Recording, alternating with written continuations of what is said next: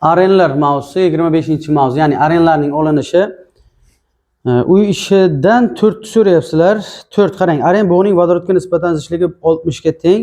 Uning benzol halqasida 3 ta o'rinbosar bo'lganda nechta izomer mavjud deyapti. Xo'sh, 4. O'sha arenning molekulyar massasini bilmaymiz. Vodorodga nisbatan zichligi 60 ekan. Demak, molekulyar massa taqsim mana vodorodning molekulyar massasi 2 teng 60. Molekulyar massa mana ikkala sonni ko'paytmasiga teng bo'ladi. Mr teng 2 ko'paytiruv 60 teng 120. Endi aren bo'ladigan bo'lsa, mana benzol halqasi bo'ladi. Benzol halqa keyin qandaydir radikalda. Mana shu benzol halqani o'zi 77 da. Chunki benzol molekulasi 78, molekulyar massasi 6H6. Bitta vodorod ketgani 77 bo'ladi. Endi mana shu 120 dan 77 ni ayiraveramiz. 43. Bu S3H7. Ya'ni propil radikaliga to'g'ri keladi. Xullas, bizning ixtiyorimizda benzol halqadagi 6 ta ugleroddan tashqari yana 3 ta uglerodimiz bor. Endi savolda bitta o'rinbosar qil deyaptimi, 2 ta deyaptimi, 3 ta deyaptimi? 4-savolda o'rinbosarlari 3 ta bo'lgan deyapti. 3 ta o'rinbosar. Bu degani benzol halqaga 3 ta radikal yopish kerak. Bu degani o'zi 3 ta uglerod bor, 3 ta metil yopishadi-da. Birinchisi qarang, mana benzol halqa 1 2 3 metillar. SH3 SH3 SH3 1 2 3 davomini yozmay trimetil benzol. 1 2 3 trimetil benzol. Ikkinchisi benzol halqa yozamiz. 1 2 4. Mana metillar. Bu 1 2 4 trimetil benzol. Davomini yozgingiz kelsa. Uchinchisi benzol halqa 1 3 5. 1 3 5 trimetil benzol. O'rinbosar, ya'ni benzol halqaga 3 ta radikal qo'yishimiz shart.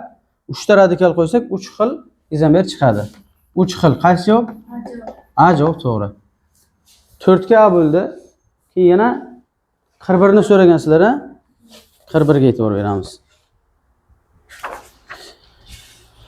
Miqdori 0.6 molga teng bo'lgan toluol 1.3 mol nitrat kislota bilan nitrolanganda 3 xil nitro birikma hosil bo'ldi. Agar hosil bo'lgan aralashmadagi dinitro birikma va trinitro birikma miqdori yig'indisi mononitro birikma miqdoridan 2 marta ko'p bo'lsa, hosil bo'lgan aralashmadagi mononitro birikma miqdorini aniqlang. Bu shu nechinchi bergandim sizlarga men? 39 nimi? Shunga o'xshaydi. 41. Demak, xo'sh, toluol SH3 plus nitrat kislota hosil bo'ladi. SH3 mana mononitro hosila. SH3 mana dinitro hosila, ya'ni dinitro toluol.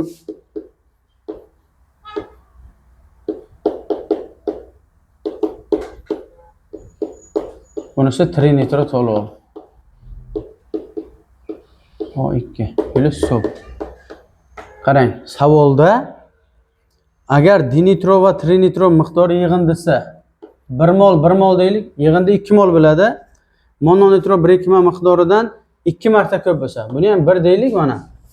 Xuddi 39 ishlab berganimda. Mana ikkalasining yig'indisi 2 mol, bu 1 mol. Haqiqatdan ham bu ikkalasining yig'indisi bundan 2 barobar katta. Xo'sh, ki nitrat kislota 1 nitrolar 1 2 3 4 5 6 ta bor. Oldiga 6 qo'yamiz. Benzol halqa 1 2 3 ta bor. Oldiga 3 qo'yamiz. Keyin 41 edimi? Toluol 0.6 mol, 0.6 mol tagiga 3 mol. Nitrat kislota 1.3 mol, 1.3 mol tagiga 6 mol.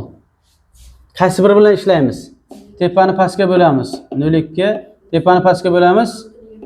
0.21. Mana bu kam.